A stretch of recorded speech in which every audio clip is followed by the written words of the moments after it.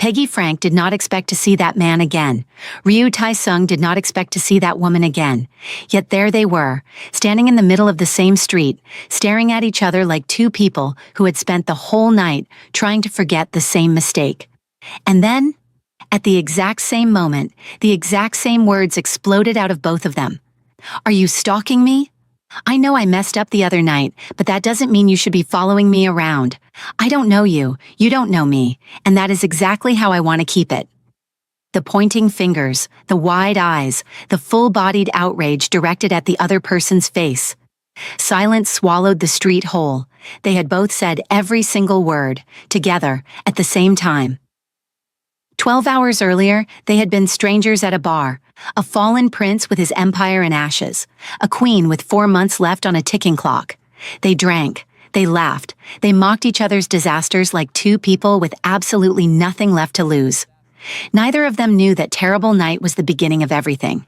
If you are new here, subscribe and turn on your notifications, because this story is only getting started.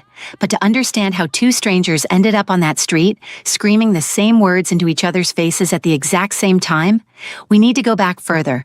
We need to go back to the moment Ryu Tai-sung's entire world quietly fell apart in a bathroom he paid rent for. It was a Friday. He remembered it was a Friday because Yuna always came home late on Fridays. He had stopped asking why a long time ago. He had learned to warm his own dinner, sit at a table built for two, eat alone, and tell himself that a busy woman was just a successful woman. That Friday, he went into the bathroom to drop her robe on the hook behind the door. Something fell out of the robe pocket and hit the tiles. He picked it up. He stared at it. 2 lines. Ryu Tai-sung stood in that bathroom for a very long time. Then the longest, most embarrassing smile broke across his face. He laughed, quietly at first, then out loud, the kind of laugh that escapes a man when relief finally catches up to 3 years of tension. He pressed the test to his chest. A baby. Yuna was pregnant. Maybe this was the thing that was going to fix everything. The late nights, the silence at dinner, the cold shoulder that had become so familiar, he had started to think it was just her personality. He did not change his shirt. He grabbed his jacket and ran downstairs and flagged down a cab. Not a rideshare, an actual cab, because he wanted to feel every second of this without an app tracking it. And he gave the driver Yuna's office address with the energy of a man who was late to his own good news. Her assistant tried to stop him at the door. "Sir, she is currently in a... I am her husband." He pushed through. The door swung open.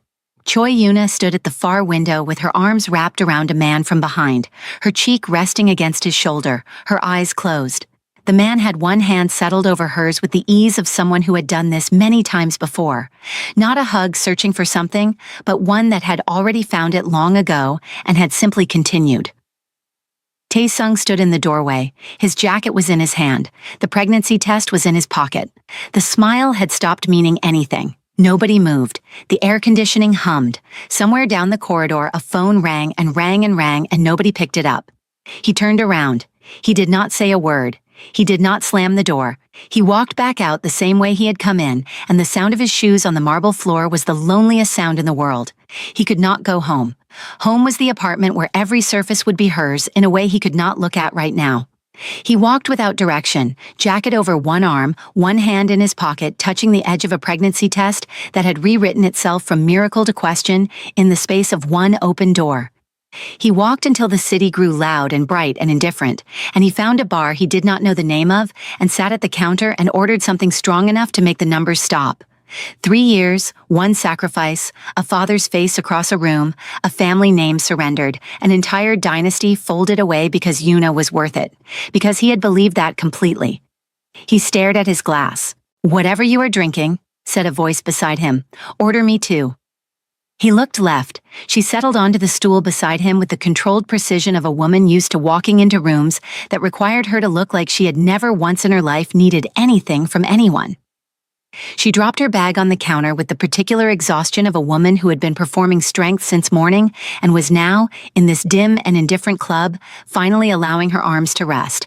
She was dressed for a night out, a structured bag, the kind of shoes that meant business, but her eyes were doing something different from the rest of her. They were doing the thing eyes do when the day has been too long and too heavy, and the face has simply run out of the energy required to keep up the pretense. Tae-sung looked at her for a moment. Bad day? Bad 4 months. She picked up the drink the bartender slid her way and took a sip without flinching. You? Bad 3 years. She turned and looked at him properly for the first time. You win. They sat in silence for a moment. The music was too loud for conversation but too slow for dancing, and neither of them was there to dance. What happens at the end of 4 months? He asked. She exhaled slowly through her nose. It was the exhale of someone who had explained this situation so many times inside her own head that saying it aloud had started to feel like reading from a document she had already memorized.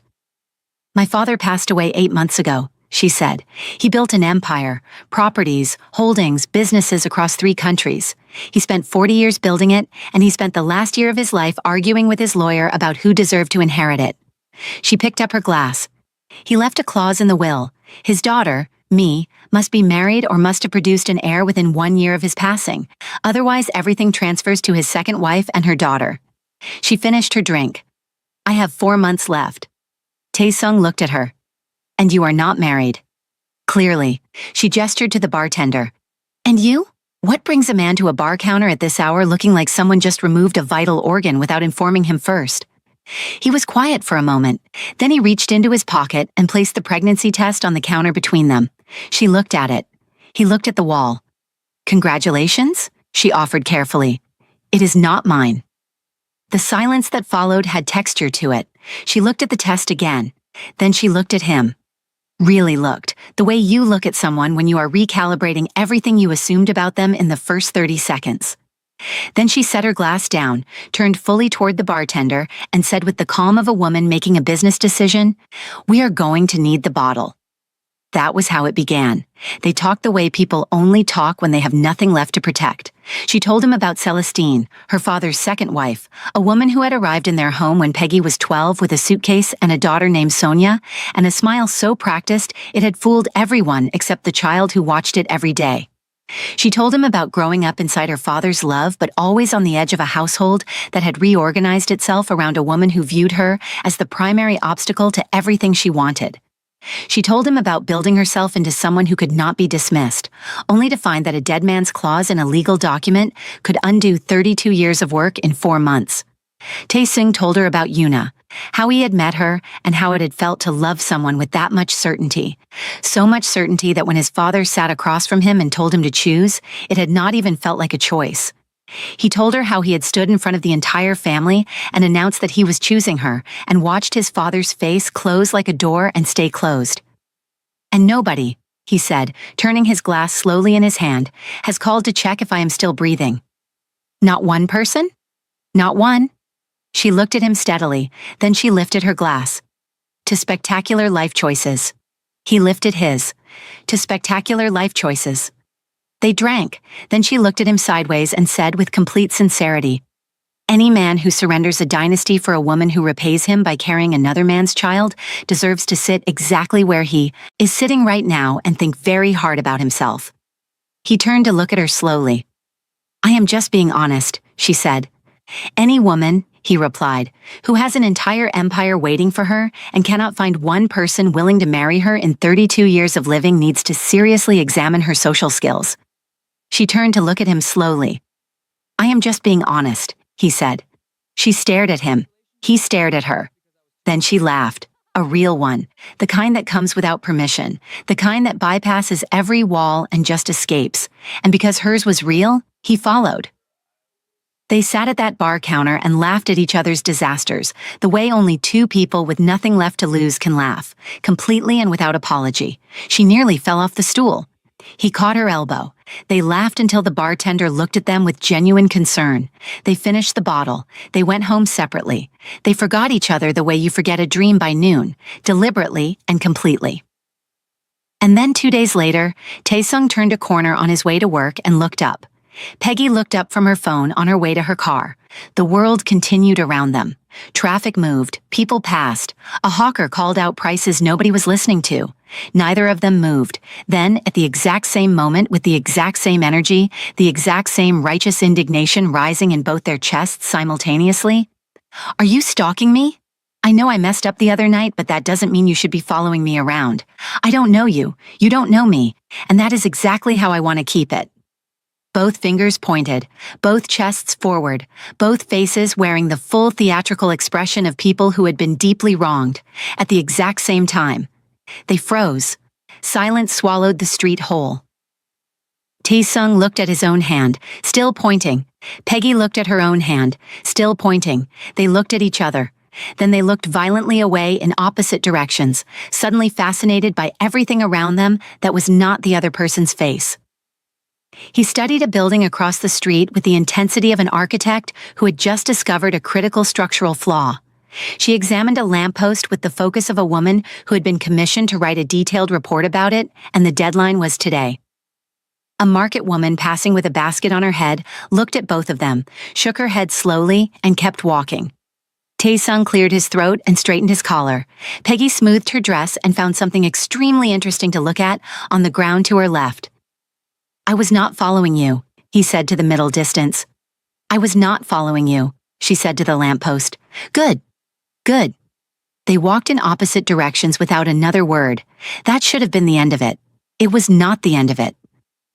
4 days later, Peggy walked into an acquisition meeting, a mid-sized property management company her team had been in negotiations with for 3 months. She walked in with Tam Tam beside her, her executive, her right hand, the one person who had worked close enough to Peggy, long enough to read her in ways Peggy had never officially permitted, dropped her portfolio at the head of the table, and gave the room a brief, efficient scan before sitting down and opening her documents. She was not there to make friends. She was there to close terms and move on to the next thing. She did not look up when the other side staff filed in. Ryu Tae-sung, sitting on the opposite end of the table as one of the company's senior accounts managers, looked directly at her and said nothing. He sat with the precise stillness of a man whose face had just encountered a situation it needed approximately 3 seconds to process before deciding that absolute professionalism was the only available response. Tam Tam, settling into her chair beside Peggy, glanced across the table, clocked Tae-sung, and then glanced at Peggy, who was still reading her documents. Tam Tam looked back at Tae-sung. Tae-sung looked at Tam Tam. She raised one eyebrow. He maintained his expression entirely. She looked back at her own papers. The meeting ran 50 minutes. Peggy spoke with precision and efficiency, moving through every term and counterproposal without hesitation. Tae-sung contributed his part when required and did so competently. Nobody watching would have suspected that these two people had sat at a bar counter 10 days ago and laughed until a bartender considered calling for help. When the meeting ended and people began gathering their things, Tae-sung stood, buttoned his jacket, and walked around the table. "Miss Frank." Peggy looked up, a beat. Just one, a moment where they stood on either side of their professional composure and acknowledged without words that this was extraordinarily awkward. "The terms your team proposed are very fair," he said. Then he paused for exactly 1 second. "I was wondering if you would allow me to take you to dinner." Tam Tam's pen stopped moving on her notepad. The two senior executives who had been mid-conversation behind them both stopped mid-conversation. Somebody across the room coughed. Peggy looked at him.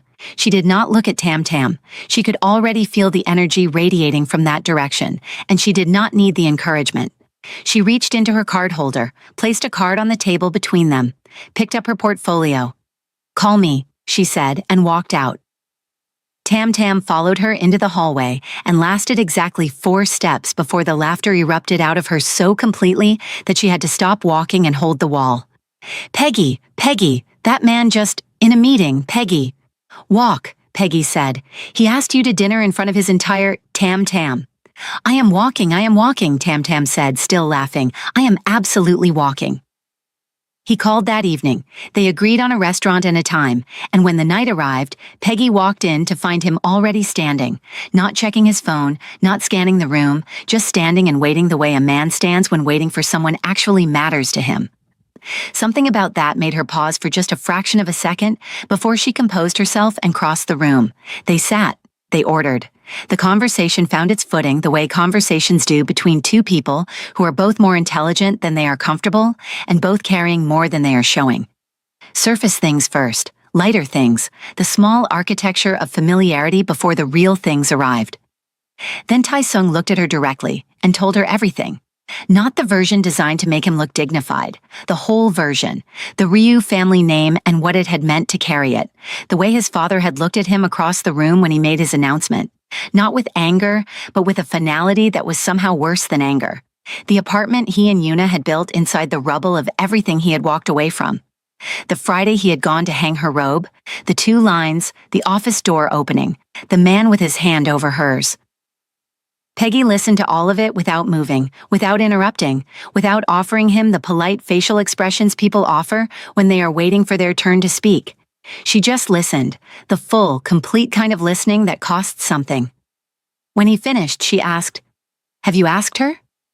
"Asked her what?" "If the baby is yours." He picked up his fork, set it back down. "No." "Why not?" He was quiet for a moment that stretched past comfortable into honest. "Because once I ask, I know," he said, "and once I know..." He stopped. "Then you have to decide," she said. "Then I have to decide." She leaned forward slightly, her elbows on the table, and looked at him with the directness of someone who has never seen the point of softening a truth that is going to land hard either way. Tae-sung, assumption is the mother of all fuck-ups. Ask your wife. Ask her plainly and ask her to her face, because right now you are standing in a burning house telling yourself you can smell smoke, but you are not entirely sure. Ask, no, and then take the next step from a place of knowing, not from a place of fear. He looked at her steadily. "And maybe," she added, her voice dropping slightly, "the reason you are so afraid of the answer is not only about the baby." "Then what is it about?" She was quiet for a moment. Outside the restaurant, the city moved through its evening without caring about any of this. "About the fact that you gave up everything," she said. "Your name, your family, your future, all of it. And the idea that you gave all of that up for nothing, that is not just heartbreak. That is an earthquake. And I think a part of you already knows the answer to the question. And that is exactly why you have not asked it." The table was silent. Tae-sung sat with the truest sentence anyone had said to him in 3 years, sitting right there between the dinner plates. The waiter came and cleared the plates.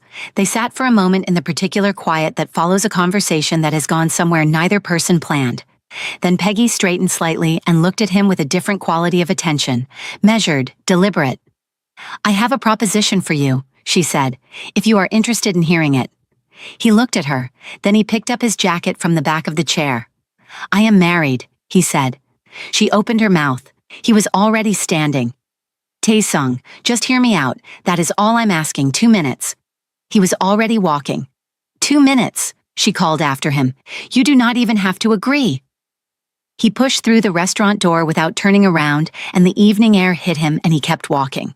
Hands in his pockets, jaw set, telling himself that he was still a married man and that married men did not sit across from other women and entertain propositions, even as somewhere deep in his chest he already knew that the marriage he was protecting had stopped existing long before he walked out of that restaurant. He went home that night and every light in the apartment was already on. He sat at the dining table and waited. Yuna's key turned in the lock at 11. She came in, dropped her bag, kicked off her heels, moved toward the kitchen without looking at him the way she moved through any room he was in, as though he was furniture she had long since stopped seeing. "Yuna." She stopped. He was sitting at the table with his hands folded in front of him and every light on, and something about the stillness of him in that bright room made her turn slowly. "I want the truth," he said.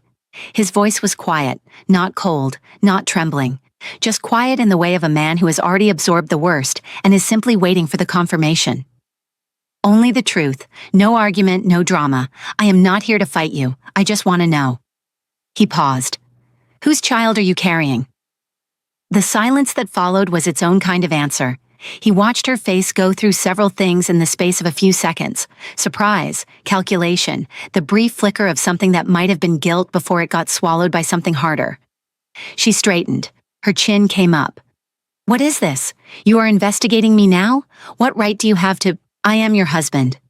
The words were not loud. They did not need to be. "That is my right. I do not want to fight, Yuna. I want the truth." She stared at him, and then she said it the way she said most difficult things, with a directness that had stopped being brave and become something closer to careless. "My boss." The refrigerator hummed. A tap in the kitchen dripped once, twice, and then stopped. The city outside continued its indifferent noise. Taesung looked at her across the dining table they had bought together in the first year, in the apartment they had chosen together, in the life he had constructed from the wreckage of everything he had surrendered. "Where did I go wrong?"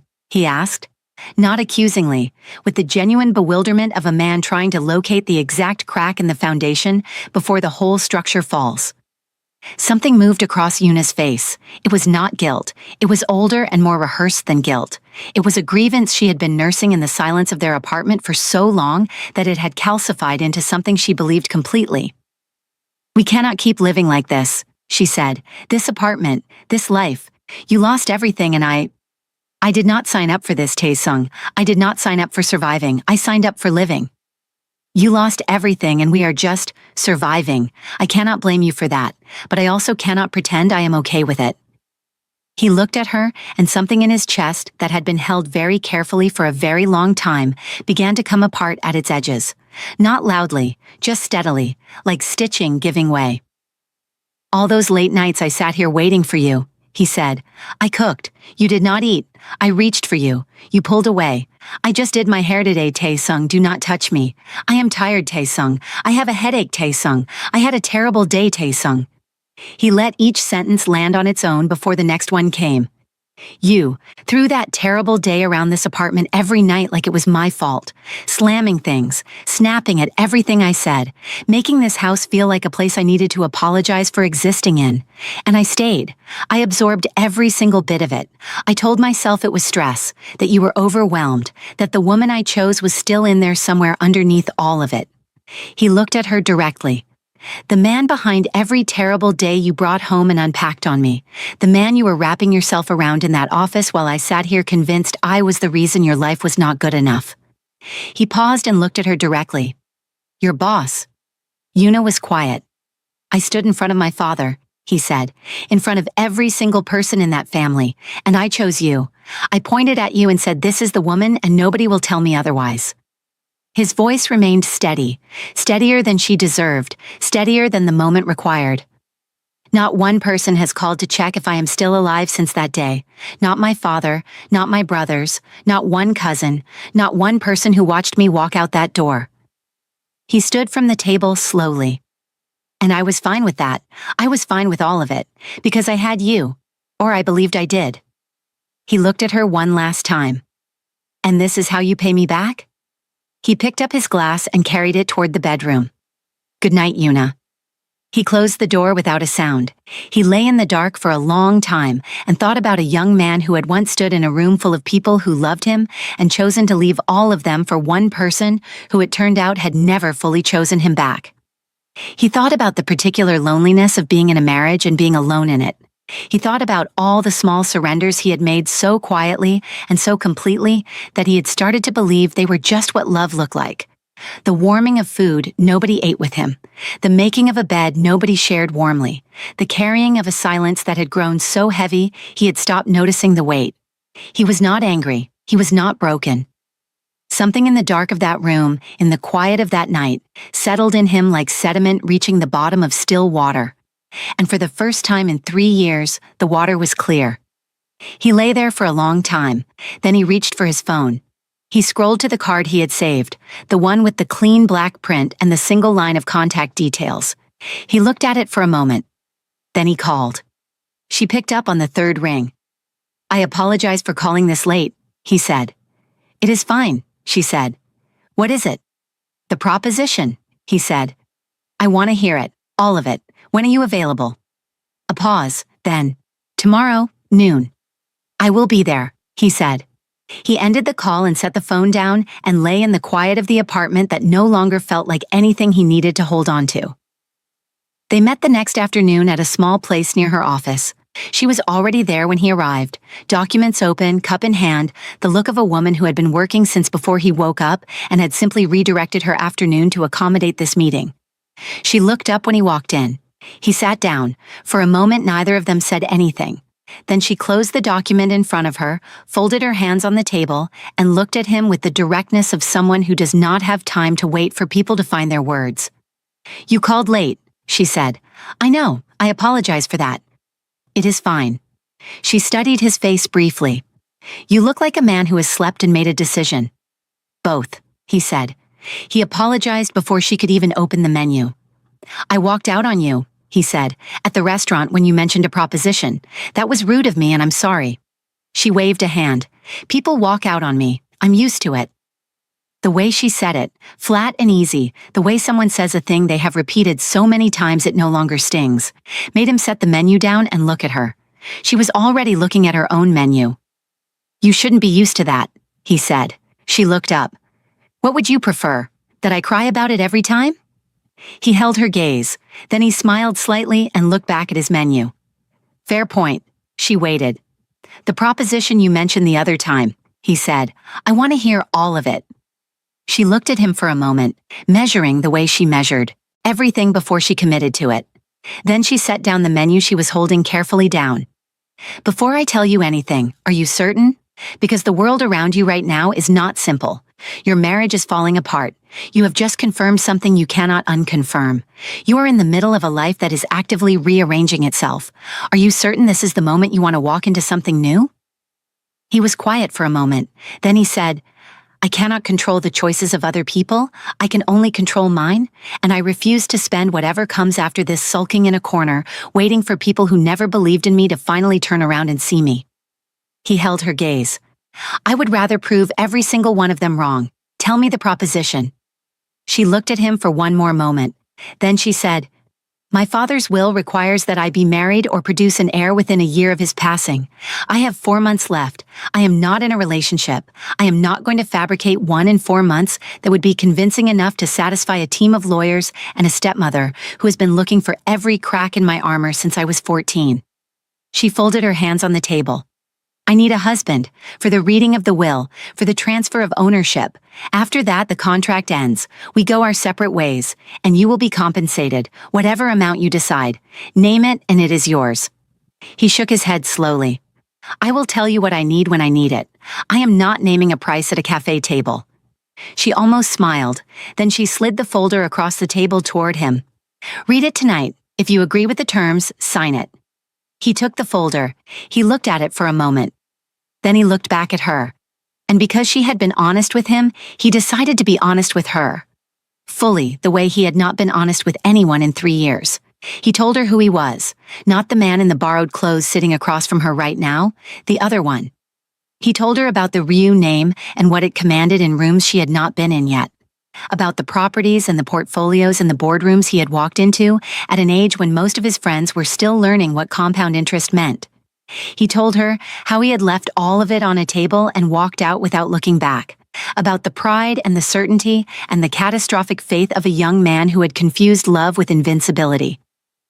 And here I am, he said at the end, with the quiet, dry smile of someone who has sat with an irony long enough to find it genuinely funny.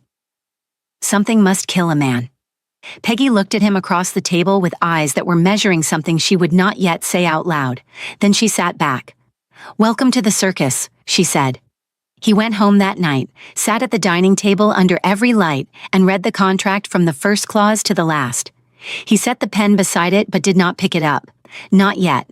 Some part of him, the stubborn, faithful, foolish part that had survived 3 years on hope alone, was not ready. He was still sitting there when he heard Yuna behind him. He turned. She was holding an envelope. He already knew what it was before he opened it. He read through the divorce papers slowly, the way he read everything, completely without rushing, giving every word its due weight. Then he looked up at her. Is this really what you want, Yuna? Have you thought carefully about this? I have thought about it, she said. He looked at her for a long moment. She was expecting something. He could see it in the way she was holding herself, the slight tension around her jaw, the bracing. She was expecting the version of him that had spent 3 years absorbing and adjusting and asking what he could do differently. He signed his name and capped the pen and placed the papers back in her hands. She looked at his signature. Then she looked at his face. Something moved behind her eyes. Surprise first, then something she quickly rearranged into composure. But he had already seen it. The house is yours, he said. Give me 2 hours. She left the room. He sat alone at the table for a moment. Then he looked at the contract still open in front of him. He picked up the pen, and this time he signed it. He packed 1 suitcase. Not because he had nothing. He had suits in that wardrobe, shoes on that rack, a full life's worth of possessions in that apartment, but because he did not want any of it. Not one thread of anything that would carry the smell of the last 3 years into whatever came next. He called his colleague Jinho and asked if his couch was available for a few nights. Jinho said yes without asking questions, which was the particular grace of a true friend. Taesung picked up the suitcase and walked to the front door and opened it. 3 black SUVs sat at the curb below with their engines running, formation immaculate, tinted windows up, the kind of convoy that did not belong on this street or in front of this apartment or anywhere in the current chapter of his life. He stood in the doorway. He looked at the convoy. The convoy looked back at him with the silent, immovable patience of very expensive vehicles that have been sent to collect someone and intend to wait as long as it takes. He looked at his suitcase. 1 suitcase, 3 SUVs. He walked down the steps slowly and stood at the lead vehicle. The window came down. The driver looked at him. "Mr. Ryu, Miss Frank sends her regards." Taesung looked at the back seat, then at his suitcase, then at the street in the direction of Jinho's apartment. He got in. The house, Peggy Frank's house, because everything about it announced itself as hers before he had cleared the entrance, was the kind of house that had been designed not to impress visitors, but simply to function at a level visitors found impressive anyway. High ceilings, wide corridors, rooms that had purposes and were arranged around those purposes without pretension. Art on the walls that someone had chosen because they actually loved it, not because an interior designer had recommended it. Peggy was in the hallway when he arrived. She looked at the suitcase, then at him. "1 bag," he said, before she could say anything. "I can see that. I travel light. Apparently." She folded her arms. "Your room is the 3rd door on the right. Staff will show you where things are. Dinner is at—" "We are living together?" he said. She looked at him. "I read the contract," he said. "Every clause. There was no clause about living together." "There was a clause about convincing presentation of the marriage," she said. "Yes." "And you believe we can present a convincing marriage from separate addresses?" "I believe we can—" Taesung. She said his name the way someone says a word they have already decided is the last word on the subject. "Celestine has eyes in places eyes should not be. Her lawyer has been auditing my life for 8 months. If my husband lives somewhere else, we are done before we begin." She held his gaze. "We live here, together, as a married couple. That is what convincing looks like." He stood there. "3rd door on the right," she said, and turned and walked away. He looked at the corridor, then at his 1 suitcase, then at the convoy outside that had already begun to pull away, then at the staircase. He picked up the suitcase and walked to the 3rd door on the right. The room was the size of the entire apartment he had just left.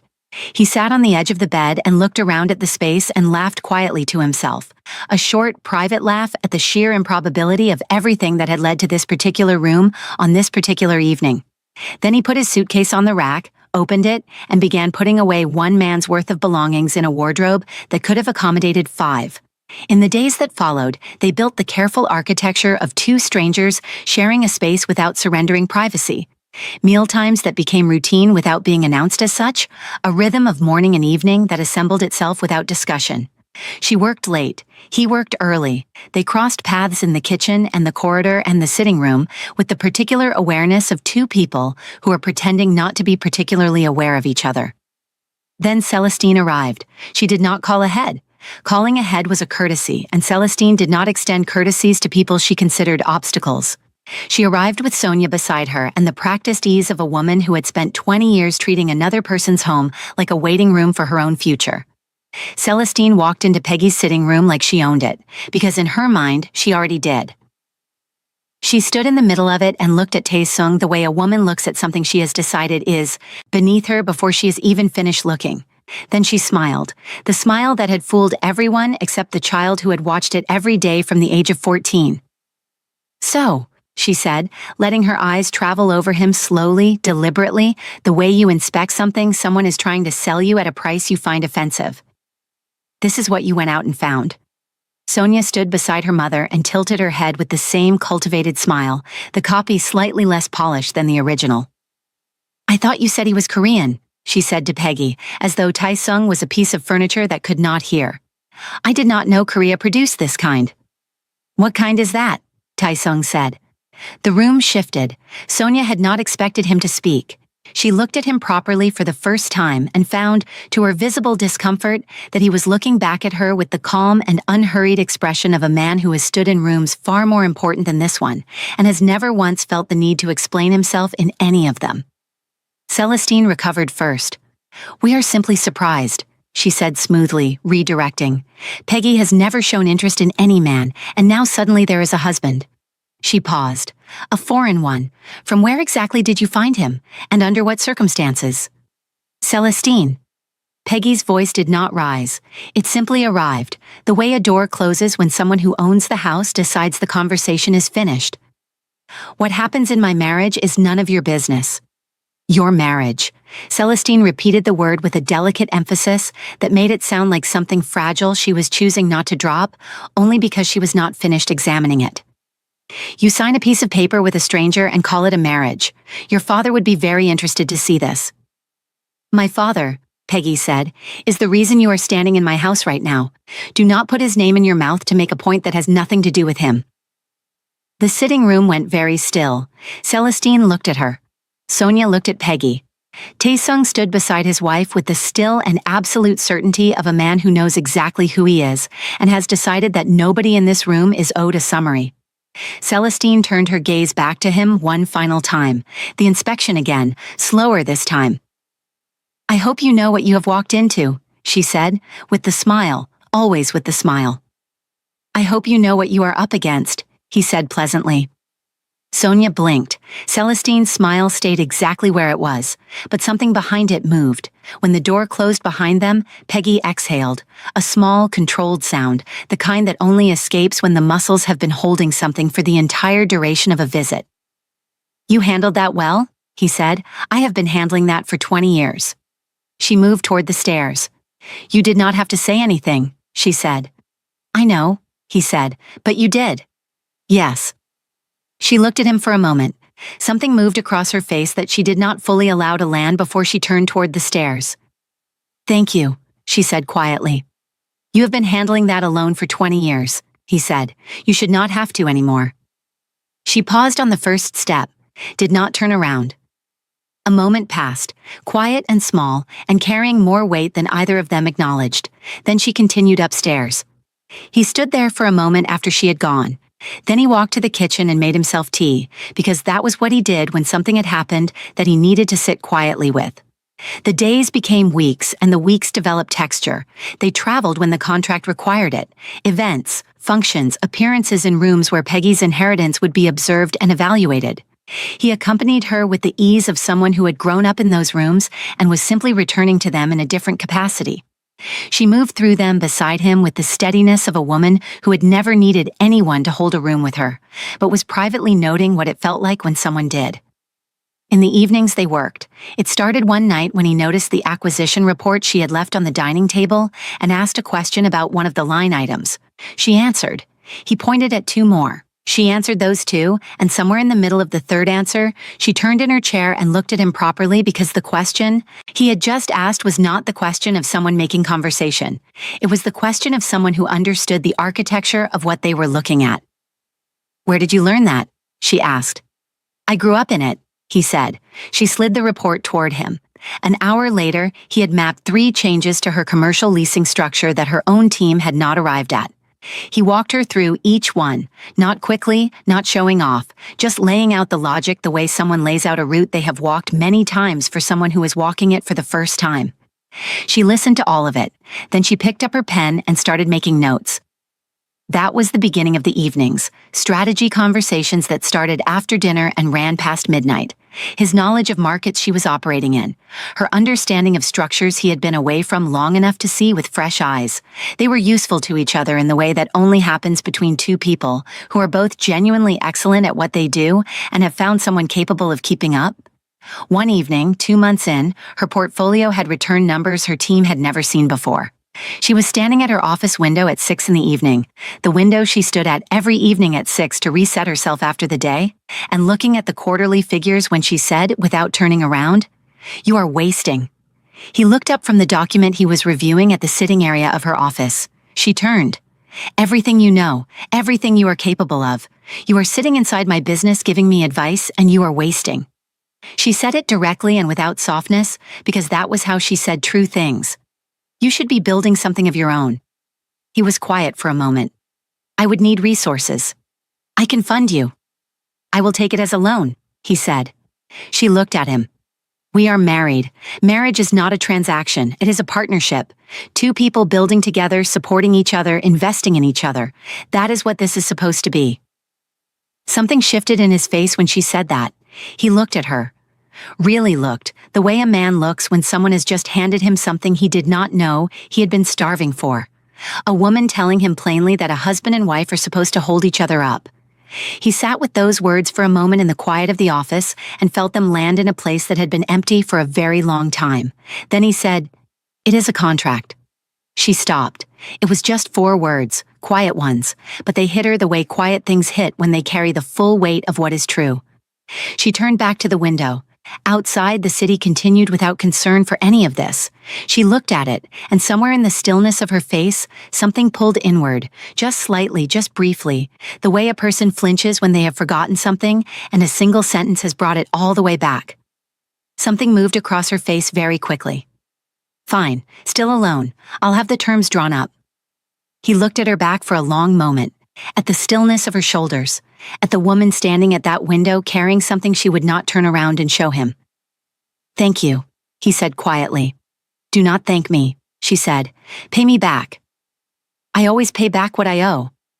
She said nothing. She just stood there looking at the city, and he looked at her, and the office held both of them in its silence. He set up the consultancy with the precision and patience of someone who had done this before and had learned from every mistake the first time had cost him. He chose his first clients carefully. He built his team slowly. He came home in the evenings and they ate dinner and talked about both their businesses, the way two people talk when they have stopped pretending they are not interested in each other's personal lives. On one of those evenings, they were in the kitchen, the day's documents spread between them, tea on both sides. She handed him back one of his analysis sheets, and their hands were both on the paper at the same time. He did not move his hand immediately, neither did she. Then she slid the paper toward him and picked up her cup. "The risk assessment on the third property is conservative," she said. Deliberately, he said. "I know," she said. "I am just noting it." He looked at her. She was looking at the document. The kitchen light caught the line of her jaw and the steadiness of her, and he thought, sitting there with his tea going cold, that he had not had a conversation this real with another human being in a very long time. Maybe ever. A conversation where both people were entirely themselves without the performance of being agreeable or impressive or careful. Una had never asked about his work, not once, not what he was thinking about or worried about or building toward. He had been a context for her life, not a person in it. He sat with that realization quietly, where she could not see it. They traveled, from New York once to Seoul, for a contact of his that had held. She walked through his city with genuine curiosity, asking about the architecture, the food, what a neighborhood had been like when he was young, what had changed. She listened to every answer with the same quality of attention. She gave everything that mattered to her. He watched her move through his streets, and something settled in his chest slowly, like something fragile finding its ground. The 4 investors happened over 6 months of careful, persistent work. 6 months that existed in part because Celestine had done what Celestine did best. She had instructed her lawyers to file a procedural challenge against the will reading, citing documentation irregularities that her legal team had spent considerable money manufacturing. It had bought her time. What she had not calculated was that the time she bought for herself was the same time Tae-sung used to build something she could not touch. When the 4th investor signed, Tae-sung walked out of that hotel lobby with the specific satisfaction of a man who has built something real with his own hands from the ground up. He turned the corner to flag down a car and walked directly into Choi Yuna. She looked at him, the suit, his own now, the way he stood, different from the man she had handed divorce papers to, different from the man who had eaten alone at a table built for 2 and absorbed her silences like furniture absorbs sound. "Tae-sung," she said. He looked at her, at the pregnancy she was now visibly carrying, heavy and almost due, at the face of a woman who had spent the months since the divorce arriving at an understanding she had not expected. Her eyes traveled over him again, over the suit, the posture, the complete absence of the particular diminishment she had grown accustomed to seeing in him. She had expected to find the version of him she had left, the quiet, absorbing, shrinking version. What was standing in front of her was something else entirely, and it was making her uncomfortable in a way she needed to immediately redirect. "So this is what you have become," she said. The words came out sharper than she intended because the alternative was admitting what she was actually feeling looking at him. A man living off a woman, being funded and housed and carried while she does the real work. She tilted her chin. "I never thought you were capable of something like this. Where is your dignity, Tae-sung?" He looked at her for a moment, not with anger, not with hurt, just with the calm of a man who has already had this conversation with himself and settled it. "It is better this way," he said, "better than deceiving myself." He straightened his jacket. "Take care of yourself, Yuna." He walked away. She stood in the street and watched him leave. And this time, watching him leave, she felt something she had not felt the first time, which was the particular grief of understanding your own mistake too late and too completely. That evening, he told Peggy about the encounter while she was in the kitchen reviewing a document, and he was making tea while also warming soup. She listened without looking up. When he finished, she was quiet for a moment, and then she said, "Are you okay?" He thought about it honestly. He gave the question the real consideration it deserved instead of the automatic answer. "Yes," he said. "Actually, yes." She turned a page. He set a cup of tea beside her without being asked. She picked it up without looking at it and continued reading. He stood there for a moment. He thought about the dinner table he used to eat at alone. He thought about the sound of keys in a lock at 11, and heels dropped, and a woman who moved through rooms like he was part of the furniture. He thought about the particular loneliness of being loved conditionally, and spending years too proud to name it. He turned back to the stove and checked his soup. He was smiling at the pot. He had the good sense not to let her see it. The 4 investors called for a celebration that nobody had formally organized, but that happened anyway because Peggy found out, through Tam Tam most likely, who had a gift for finding out things before they had officially occurred. And when Tae-sung came home that evening, there was a bottle of something very good on the dining table, and she was in the kitchen, and when she turned and saw him standing in the doorway, the smile that crossed her face was the most unguarded thing she had ever let him see. Not the composed public version, not the Peggy Frank who walked into boardrooms and changed them. The other one, the one who lived underneath all of that and came out only in the kitchen at the end of the day. 4, she said. 4, he confirmed. She crossed the kitchen with her arms already open, and it happened the way real things happen, without announcement, without the brain's permission, without any of the careful deliberateness they had both been practicing for months. Her hands found his face, and her lips found his, and for one whole beat the kitchen was simply a kitchen, and they were simply 2 people, and everything that had been building unnamed between them was suddenly, completely, undeniably named. Then she pulled back as though she had touched a flame. She stepped away. "I'm sorry," she said immediately. It was just the excitement. I got completely carried away, and it will absolutely not. Peggy. Happen again. I want to be clear that I understand the contract and I respect the terms, and that was purely a... Peggy. She stopped. He looked at her. She looked at him. The bottle was on the table. The kitchen light was on. Outside, the city was doing what the city does. "Congratulations," she said finally, in a voice that had regained roughly 70% of its composure, and she turned back to the counter. He sat down at the table. He was looking at the tablecloth with an expression he was not showing her, because the expression on his face in that moment, if she had turned around and seen it, would have answered every question neither of them had yet found the courage to ask. Now, if you have been watching this far and you have not subscribed yet, do it right now and turn on your notifications, because everything is about to change. The will reading was on a Thursday. The boardroom held 2 lawyers, a notary, Peggy's full legal team, and across the table, Celestine, Sonia, and a lawyer they had hired who had been trying to find procedural grounds for a challenge for months and had found nothing because Frank Jumbo had been a meticulous man who had loved his daughter and had had the foresight to build a document that said so in every legal language available. Celestine was dressed for an occasion. She sat with the posture of a woman who had decided the outcome before arriving and had dressed accordingly. Sonia sat beside her and mirrored her composure with the dedication of a woman who had spent her whole life practicing to be her mother. Peggy sat at the opposite end in a charcoal dress that communicated nothing except that she was the person at the head of the table. Tae-sung sat beside her. The lawyer began to read. The empire, every property, every holding, every business entity that Franklin Osei had assembled across 40 years in 3 countries, transferred fully and completely and without condition to Peggy Frank. The will was precise, the language was unambiguous, there was nothing to challenge and nowhere for a challenge to gain purchase. Celestine's expression did not collapse. People like Celestine do not collapse in public. What happened was subtler, a calcification, a going still. The smile that had fooled everyone except the child who watched it every day simply stopped moving. Sonia stared at the document. They received their portions, substantial portions, because Franklin Osei had not been an unkind man even toward the people who had married him for his money. But greed does not do arithmetic. Greed does comparison. And in the comparison, measured against everything they had wanted, what they received felt like nothing. When it was over, Peggy gathered her documents, thanked the lawyers, shook hands, and walked out. In the car she did not speak.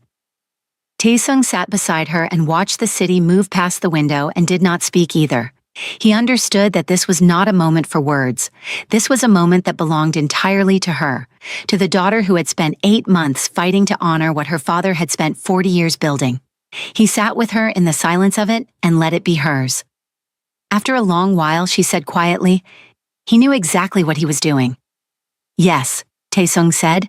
She nodded once, and that was all. That night they sat together longer than usual. The relief of the day had softened something in both of them. They talked, they laughed quietly, and at some point the talking simply stopped. He looked at her. She looked at him. And before either of them could find a reason to be sensible about it, he kissed her. Slowly, the way a man kisses a woman when he has been holding it back for a very long time. She did not pull away. She kissed him back. He pulled back just enough to look at her one more time, then he lifted her and carried her upstairs. What happened after that belonged only to them. When the morning came, Taesung sat on the edge of the bed with his head in his hands and the gray light of early morning coming in under the curtain and the specific weight of a man who is trying to do the right thing pressing against his chest from the inside. She was already awake. He could tell by the quality of her stillness. "I am sorry," he said. "I took advantage of the moment. That was not fair to you, and it will not happen again." The room went completely silent. He waited. She said nothing. The silence stretched. He turned. She was lying still, looking at the ceiling, with the particular composure of a woman who has decided that if she holds herself still enough, the moment will simply pass. He watched her face. "Peggy." "Nothing." "Why are you not saying anything?" She turned her head and looked at him. Her eyes were steady and unreadable in the way they went unreadable when she was carrying something too carefully to put down. "What do you want me to say, Taesung?" He opened his mouth. She got up before he found the answer. She walked to the bathroom. The lock turned, and behind that door, Peggy Frank sat down on the cold floor tiles and put her back against the wall and cried. Not loudly, not dramatically. The quiet, private kind that only comes when a person finally confesses to themselves what they have been refusing to know for months. She was in love with him. That was the first thing, the thing underneath everything else. She had fallen in love with Ryu Taesung somewhere between the dining table strategy sessions and the morning tea, and the way he had stood beside her in every room Celestine had walked into without making it about himself, and she had not noticed it happening, and now it was completely, irreversibly done. And then he had woken up and immediately called it a mistake. That was the second thing, the one that had drawn the sound out of her before she could contain it. She had handed him the most unguarded version of herself, and he had opened his eyes and apologized for receiving it. She pressed her palm flat against the tiles. She was furious at herself. She was Peggy Frank. She ran empires. She had faced Celestine across boardrooms and lawyers across tables and boardrooms, full of men who had decided before she walked in that she was not enough. And she had not once, cried on a bathroom floor over any of it. And here she was, on the floor, because of a man who had arrived in her life as a business arrangement and had somehow dismantled every wall she had ever built around the part of herself she had decided nobody was worth trusting with. On the other side of the door, Taesung sat on the edge of the bed in the gray morning light and did not move. He listened to the silence from behind the bathroom door and understood that the silence was not absence. The silence was the sound of a person holding something very carefully in a very small space. He sat with his hands clasped between his knees and stared at the floor and thought about the specific terror of falling in love with someone after you have already been catastrophically wrong about love once before. Because Yuna had been certain too, in the beginning. He had been certain about her the way you are certain about things you have not yet tested against reality. And then reality had tested it, and he had been left sitting in the wreckage wondering what, exactly, the certainty had been about. But this was not the same thing. He knew it was not the same thing because what he felt for Peggy had not arrived in a rush of certainty. It had arrived the way real things arrive, slowly through accumulated evidence, through a woman who told him hard truths at a dinner table because she respected him enough not to soften them, through a woman who had loaned him money with no terms because she believed he would repay it, through a woman who had sat beside him in a car after the hardest day of her year and not asked him to perform comfort she did not need, through a woman who picked up the tea he placed beside her without looking at it and drank it because she trusted that it was right. He had watched her carry everything, the inheritance, the stepmother, the board, the grief of a father gone, the loneliness of a woman who has been in charge of herself for so long she has forgotten what it feels like to be held. And he had watched her carry all of it with a steadiness that had nothing to do with not feeling it and everything to do with being the kind of person who does not put her weight on others because no one has ever made her believe it would be safe to. He thought about Yuna's voice. "Where is your dignity? Kept man." He thought about the months in this house in her world surrounded by everything that belonged to her and not to him. And he thought about whether, when Peggy looked at him, she saw what Yuna had seen. A man living on someone else's life, waiting to be rescued. And that fear, not of loving her, but of being wrong about whether she loved him back and whether she saw him clearly or just as a useful arrangement that had run its course. That fear was what had kept him silent every time the moment had arrived. He could not be wrong again. He did not think he could survive being wrong again. He got up. He made tea. He left a cup outside the bathroom door without knocking. Then he went downstairs. 2 months passed. His business stood on its own legs now. Real legs, built from real work and real decisions, and 4 investors who had come in because of his reputation and stayed because of his results. He had an office with a window and a team of 6 and a pipeline that was building steadily in the direction of something that would last. He transferred the full loan repayment on a Wednesday morning, every cent with an interest rate she had not requested, but that he had calculated and applied anyway because he always paid back what he owed. He called her. "Accounting notified me," she said. "I know."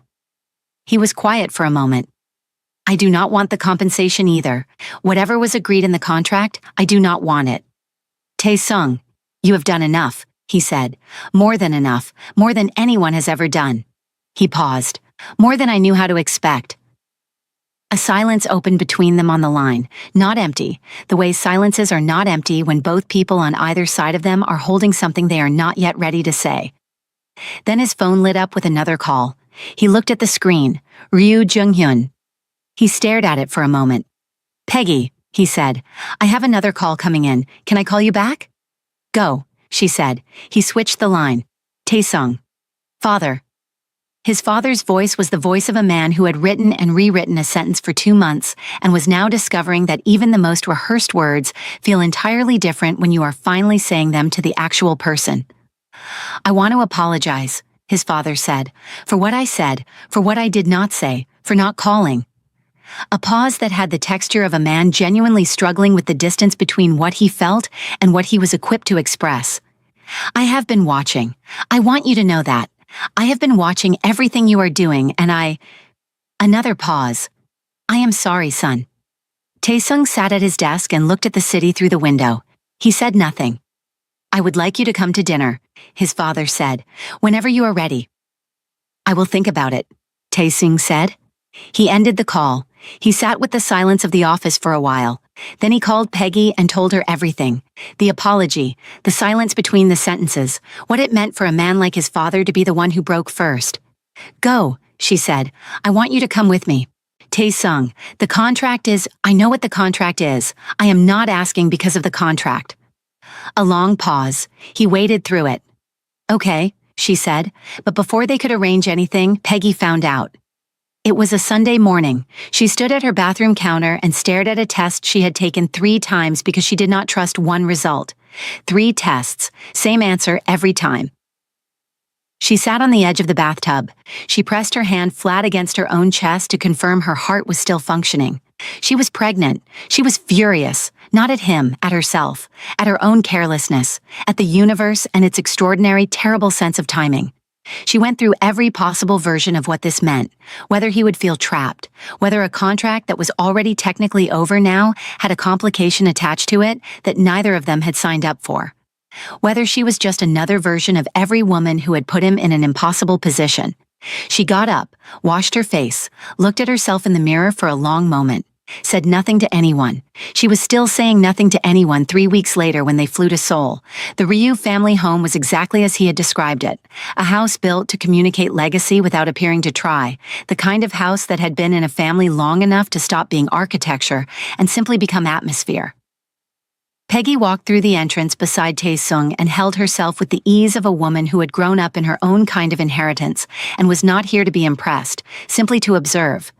His mother came out first. She walked directly to her son and took his face in both her hands and held it there, not speaking, just looking at him, the way a mother looks at a child she has been missing while pretending she was not. And Tae-sung stood still and let her look. Then the household arrived all at once. Siblings, cousins, an aunt who grabbed him by both cheeks before he could speak, an uncle who slapped him on the back hard enough that he moved forward 2 inches and recovered without comment. The noise of a family that had missed someone for 3 years and was not going to waste the reunion on restraint filled every room in the house. Peggy stood slightly to one side and watched all of it.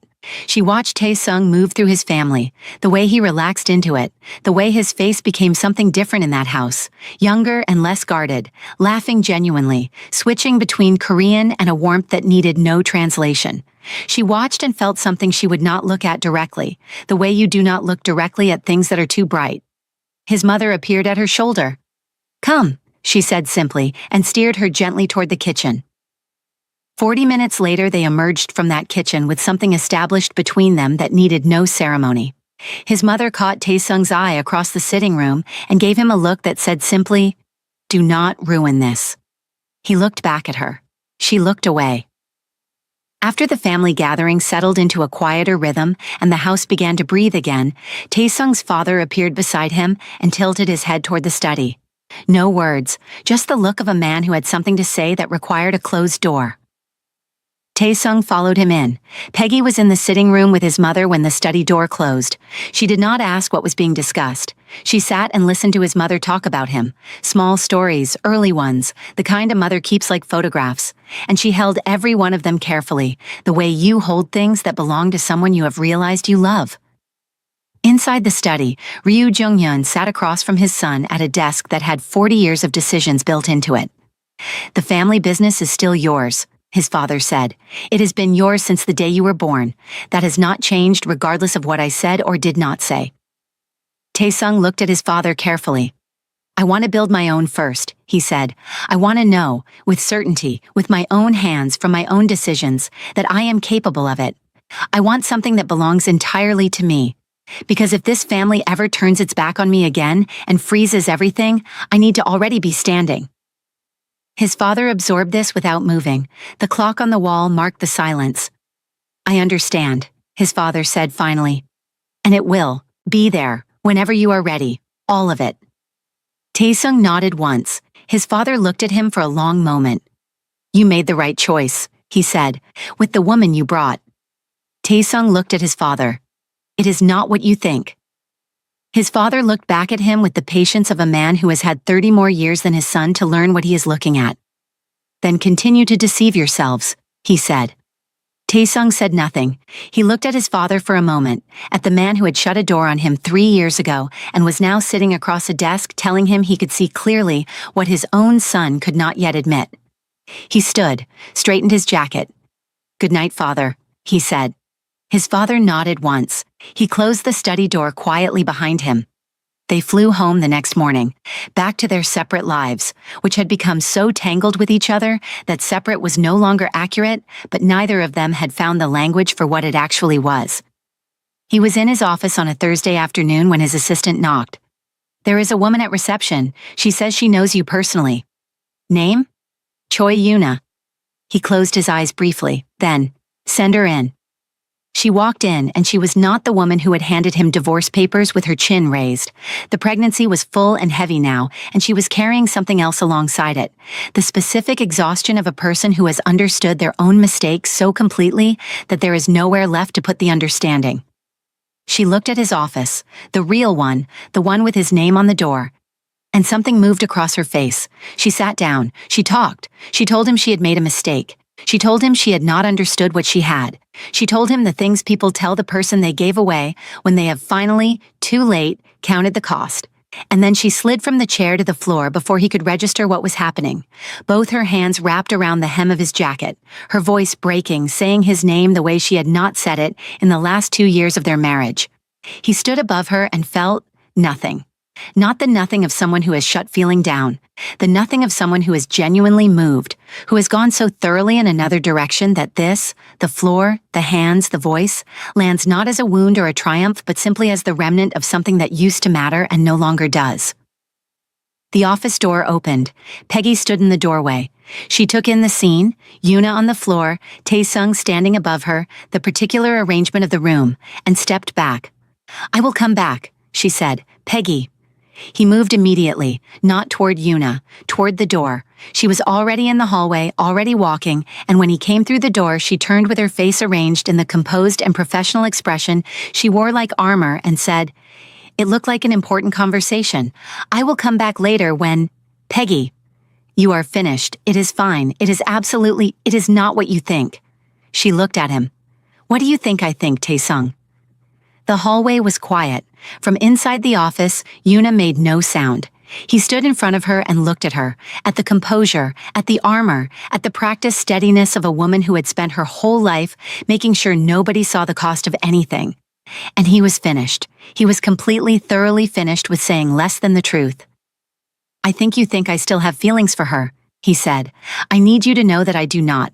I have not for a very long time, because every feeling that used to live in that direction relocated the day I understood what it means to actually be with someone, not to perform a marriage, to actually be in one." She was very still. "I know how I got here," he said. "I know what I came from and what I lost and how I looked when I arrived at your door with one suitcase and nothing else.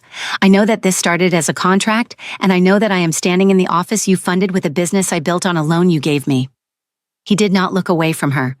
"I know all of it, and I need you to know that none of it is what I see when I look at you." Her breathing had changed. "I fell in love with you," he said.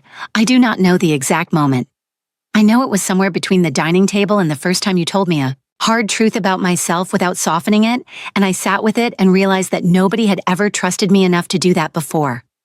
He paused. "I fell in love with you the day you told me that a husband and wife are supposed to help each other, that they are supposed to support each other, that marriage is not one person carrying everything while the other person takes." His voice was quieter now. "Because in 3 years of marriage, I had never once heard those words.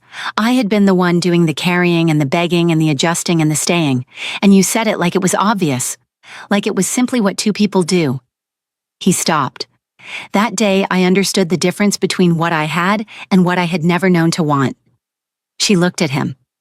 "I do not know if any of this has been real for you," he said. "I do not know if I am standing here about to be the most embarrassing person in this corridor. But I will not, stand here and choose silence again." She was quiet for a long time. Then she said, "I am pregnant." The hallway held absolutely still. "That is what I came to tell you," she said. Her voice was level, careful. "I have been trying to find the right way to say it for 3 weeks." Without another word, his arms went around her and he held her the way a man holds something he thought he was going to lose. "Tae-sung, I know. You are suffocating me. I know."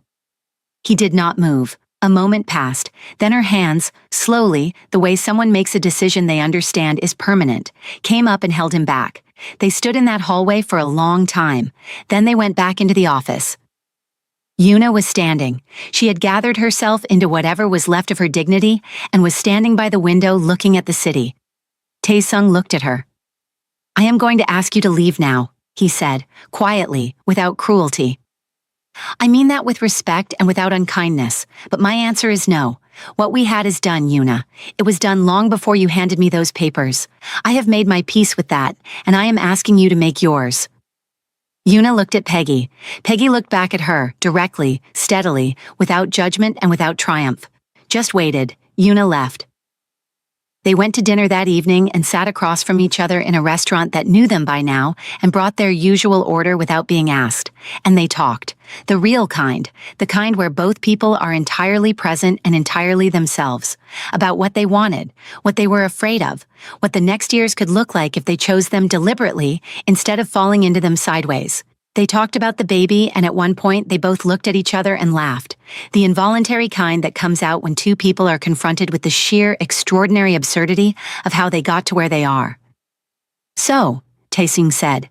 "So," Peggy said, "we are doing this. We are doing this." 4 days later, Yuna appeared at Peggy's office building.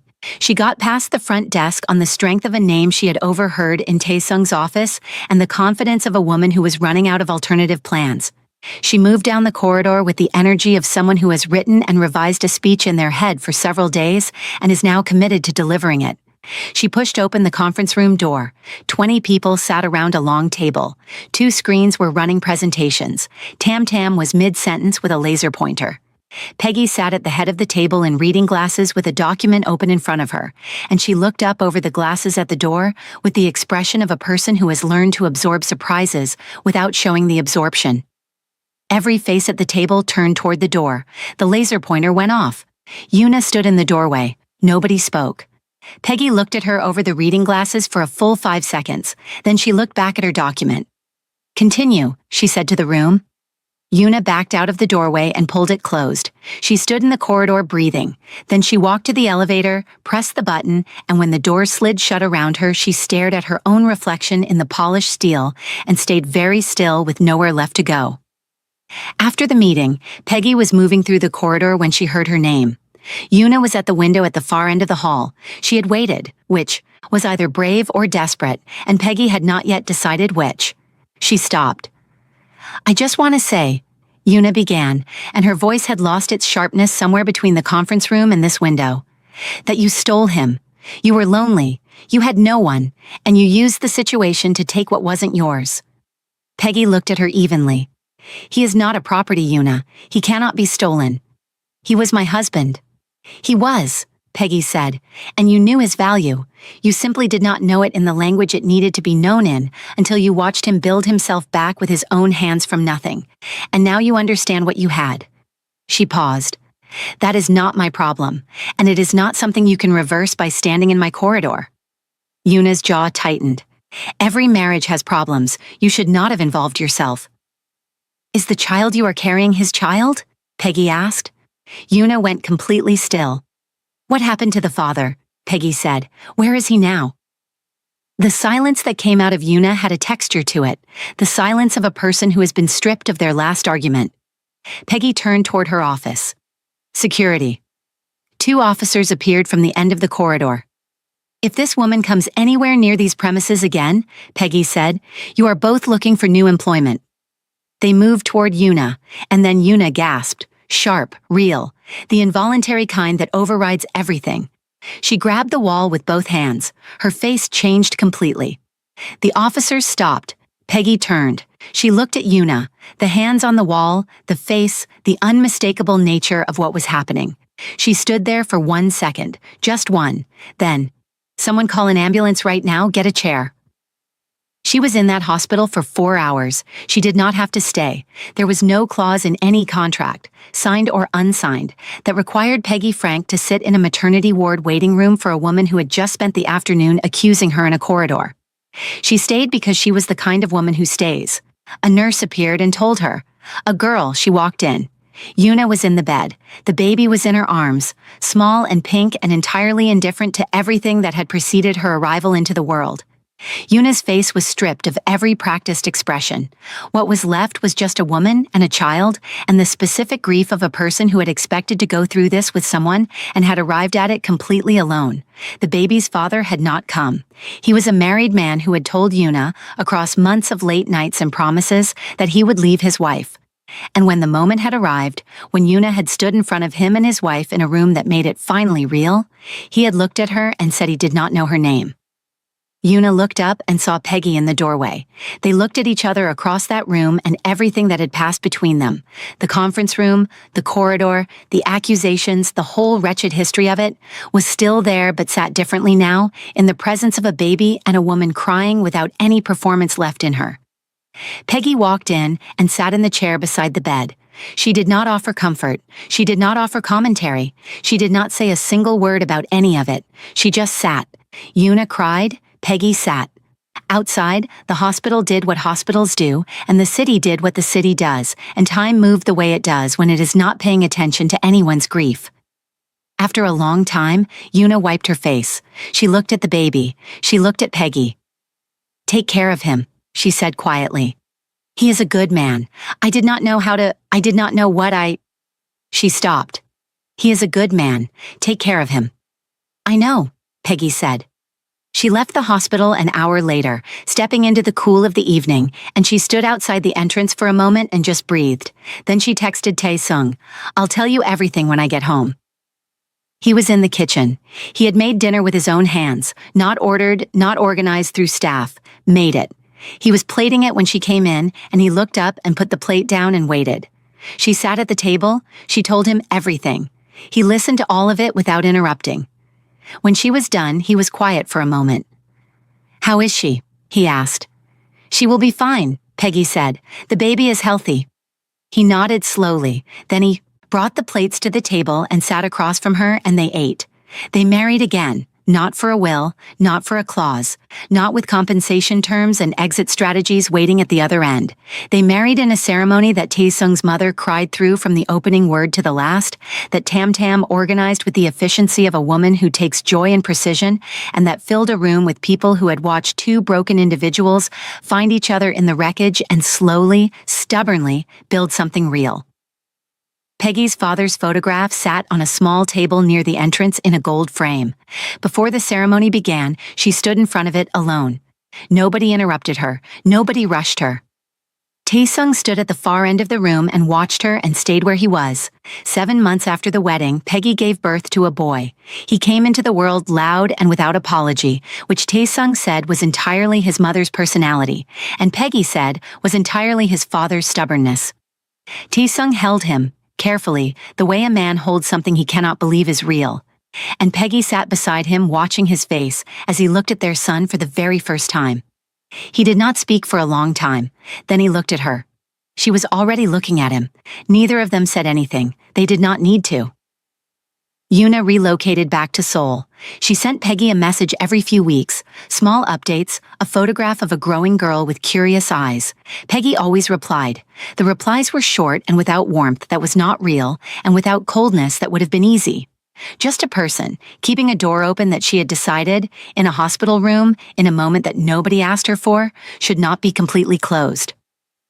Tae-sung found out about the messages one evening. He sat with it. He looked at his wife, who was already looking back at him with the expression of a woman prepared to explain and defend her choice. He said nothing for a moment, then, "Thank you." She looked at him. "For being who you are," he said. She held his gaze for a moment. Then she looked at her laptop. "Stop being sentimental and come and look at this report."